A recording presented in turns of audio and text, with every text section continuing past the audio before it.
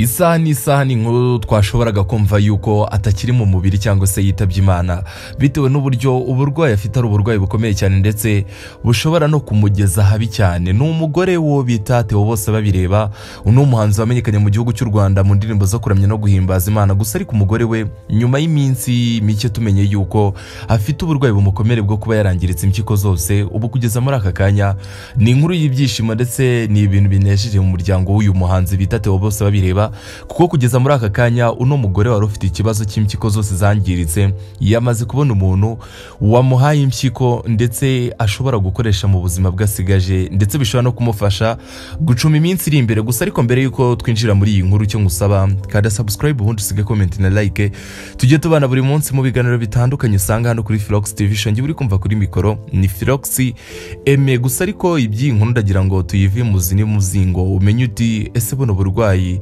bwatangiye ryari cyangwa se byaje bite? Ese uno muhanzi bita Theo Bosebabireba byaje bite nyine kugira ngo yisange muri ibi bintu? Ese we yabyakiriye ate? Ese kugeza kuri uyu munsi kuba umugore yamaze kubona urugingo rwo kuba bamushyiramo bagasimbuza ingingo ze zagize ikibazo ni ibintu bimeze bite? Gusa ariko ndagira ngo twinjire muri iyi nkuru nk'uko twabibonye ku bitangazamakuru bitandukanye. Ni inkuru dukesha igitangazamakuru bita Igihe.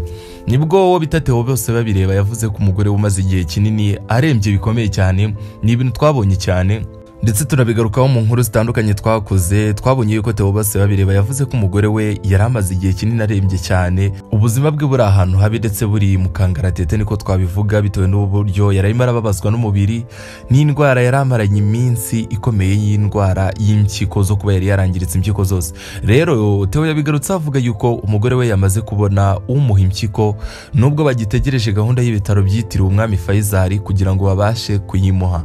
Uyu mugore wa Theo ni inkuru zavuzwe cyane ndetse n'abantu benshi babigaruka bavuga yuko ubu kugeza muri aka kanya ari umwe mu bantu barembye cyane ndetse n'ubuzima bwe buri mu bibazo bikomeye. Gusa ariko Theo inkuru y'ibyishimo yamaze guha abakunzi be ndetse n'abafana be, by'umwihariko n'abantu bakunda indirimbo ze nyinshi yabahaye, yamaze kubabwira yuko umugore we yamaze kubona umuntu umuha impyiko, nubwo bagitegereje gahunda y'uburyo ibitaro by'Umwami Faisal bizabaha gahunda yo kugira ngo bamushyiremo ino mpyiko mu mubiri we kugira ngo bashe gukora neza. Gusa ariko ibi Theo Bosebabireba yabigarutseho mu kiganiro yagiranye n'iyo bita Igihe, kinini kimwe mu bitangazamakuru bikomeye mu gihugu cy'u Rwanda tuzi. Ubwo yarabajijwe uko ubuzima bw'umugore we umaze igihe arwaye buhagaze, nibwo igitangazamakuru bita Igihe cyaganirije uno mugabo bita Theo Bosebabireba bamubaza bati ese ko duheruka kuduha inkuru utubwira yuko ubuzima bw'umugore wawe bumeze nabi ndetse unatubwira yuko hagize abagira neza bagufasha, byagenze bite se kugeza kuri aka kanya bize bite? Nibwo Theo yaje kuba hano makuru ababwira yuko uko biri ibintu byajemo ibyishimo mu kuntu, kuko kugeza muri aka kanya hari uwemeye kumuha impyiko. Gusa ariko kuva mu gushyinga umwaka ushize 2022 murabyibuka, umugore wa Theo Bosebabireba yarembejwe n'indwara y'impyiko yafashije zose zikangirika. Uyu mugore kugira ngo ubyumve ndetse unumve uburemere bw'iyi ndwara, yagize ikibazo agira uburwayi bwo kwangirika impyiko zose, nta nimwe yari afite isa nkaho ariyo nzima imufasha kugira ngo ibice by'umubiri bye byose bikore. Impyiko ze zose zari zarangiritse zose, nta nimwe nzima irimo. Rero bita Theo Bosebabireba akomoza ku buzima bw'umugore wo, Theo Bosebabireba bigize muri aya magambo nk'uko twakomeje kuyabona. Yagize ati aracyarwaye, aracyajya kwivuza kenshi n'ubundi nk'ibisanzwe. Icyo kwishimira nuko yabonye uzamuha impyiko. Ubu dutegereje ku wa gatanu tariki ya 4 Mata 2024 ibitaro byitiriwe Umwami Faisal bizaduha gahunda tukamenya igihe bazayimuhera. Aya ni amagambo meza bita Theo yaje gutangaza avuga ati umugore wanjye nk'ibisanzwe aracyajya kwa muganga kenshi, kuko mu makuru twabonye mu minsi yashize umugore wa Theo agana ibitaro cyangwa se kugira ngo bamusuzume ndetse banarebe uburyo ameze ndetse banamuha imiti ikomeza kumworohereza muri ibihe bikomeye arimo.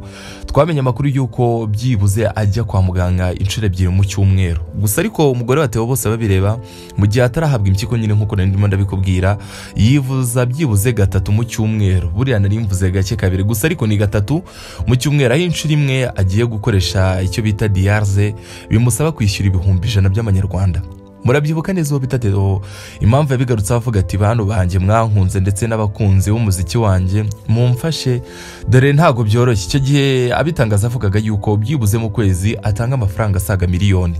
Gusa ariko uko umugore wagiyeyo asiga amafaranga 100,000 ku nshuro imwe, kandi mu byumve neza mu cyumweru ajya y'inshuro 3 zose ni ibintu bitoroshye kuri uyu muhanzi bita Theo Bosebabireba. Gusa ariko Theo Bosebabireba ahamya ko byari kuba ari ibintu bigoye ndetse atari no kubyishoboza we ku giti cye iyo atagira abantu bamubaye hafi bakamuha ubushobozi butuma uyu munsi akibasha kuvuza umugore we.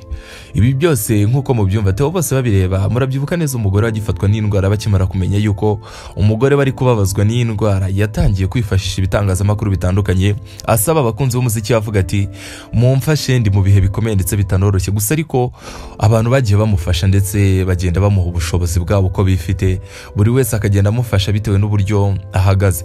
Gusa ariko ibyo byose nibyo byagiye bituma Theo Bosebabireba agenda abana n'umugore muri ubwo buzima bukomeye kugeza kuri uyu munsi aho yamaze kubona umuntu umuha impyiko ndetse n'uwo muntu umuha impyiko urumva ko n'undi muntu wemeye kugira ngo uno mugore wa Theo Bosebabireba akomeza abeho ndetse ataza kuva mu mubiri nkuko benshi bari babyiteze. Gusa ariko yararimo arashimira abantu avuga ati mwarakoze cyane. Gusa ariko Theo Bosebabireba ni umwe mu bahanzi b'indirimbo zo kuramya no guhimbaza Imana bakunzwe hano mu gihugu cy'u Rwanda kuko Theo murabizi yakunzwe mu ndirimbo zitandukanye guturuka mu myaka yashize. Murabyibuka nk'indirimbo bita Kubita Utababarira ni imwe mu ndirimbo zakunzwe cyane ndetse no kuri uyu munsi aho yitabiriye ibitaramo cyangwa se aho abashije gutaramira ni imwe mu ndirimbo abantu benshi bizihira ndetse bakanayikunda cyane. Gusa ariko yamenyekanye mu ndirimbo nka Bosebabireba ni imwe mu ndirimbo benshi banamwitiriye abenshi bazi ko yitwa Bosebabireba gusa ariko siko yitwa. Gusa ariko yanitiriwe iyi ndirimbo pe biragenda biramuhama burundu.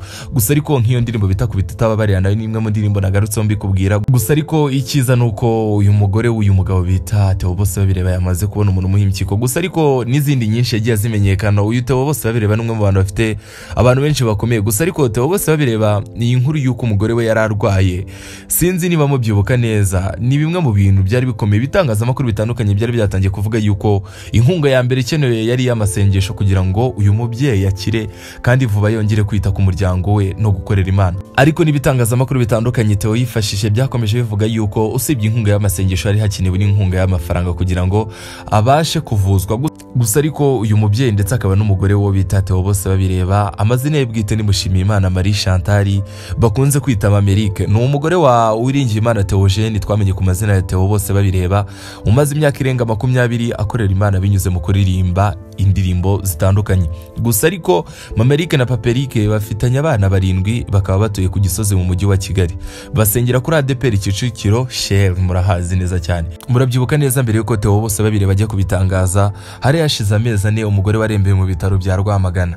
Rero nyuma nibwo baje kumusuzuma baza kumenya yuko no mugore ikibazo yagize gikomeye ari uko impyiko ze zamaze kwangirika zose zombi. Rero ni kimwe mu bintu abantu benshi bagarutseho. Gusa ariko iby'inkuru twavuga muri aka kanya nuko ari inkuru y'ibyishimo n'umugore yamaze kubona umuntu ugomba kumuha urugingo cyangwa se akamuha indi impyiko imwe.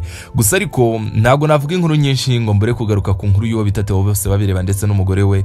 Imwe mu nkuru yagarutsweho cyane ndetse n'abenshi mu bakurikiranira hafi imyidagaduro mu gihugu cy'u Rwanda babigarukaho cyane. Gusa ariko murabyibuka mu minsi yashize iyi nkuru yanditswe ku itariki 13 z'ukwezi kwa 10 mu mwaka wa 2021. Urumva ko hashize imyaka isaga 4.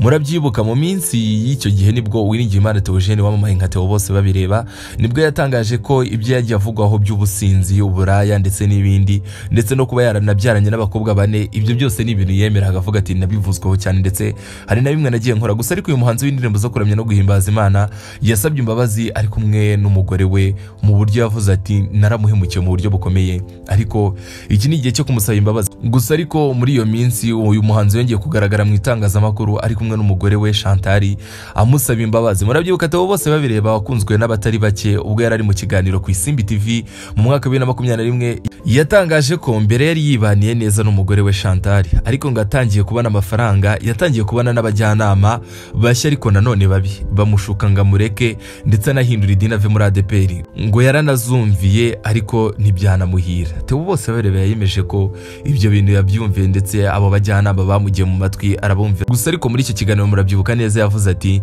mvuze ijambo mbabarira ntago ryaba rihagije kuko yamwihanganiye bikamurenga. Uyu mugore bafitanye abana bagera kuri 7. Theo Bosebabireba yasobanura yuko uyu mugore yamubereye imfura ndetse amwihanganira mu buryo bukomeye cyane. Mu magambo yo Theo murabyibuka yaragize ati narabibonye kenshi ko mubabaza narabibonye kenshi ko mubangamiye ariko imbaraga zo kubivamo zikabura, namukoreye umutwaro atakabaye abasha.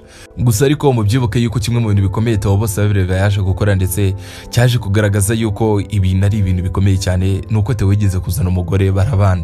Ibi ni bimwe mu bintu byagarutsweho na benshi, murabyibuka neza cyane, si byo nshaka kugarukaho muri aka kanya. Gusa ariko nagira ngo nkunyurire muri make, ese Theo Bosebabireba n'umugore we bagiye banyurana mu bihe bimeze bite, ese ku munsi byabaga bimeze bite? Gusa ariko icyo nagira ngo nigarukiraho muri aka kanya nuko umugore wa Theo Bosebabireba yamaze kubona umuntu umwemerera impyiko, ubu hategereje ibitaro gahunda izabaho kugira ngo ino mpyiko ayihabwe imushyirwe mu mubiri. Ngenda gushimiye twa turi kumwe muri aka kanya, nje nk'ibisanzwe ni Philox Aime. Icyo ngusaba no gukanda subscribe ubundi tukajya tubona buri munsi mu biganiro bitandukanye.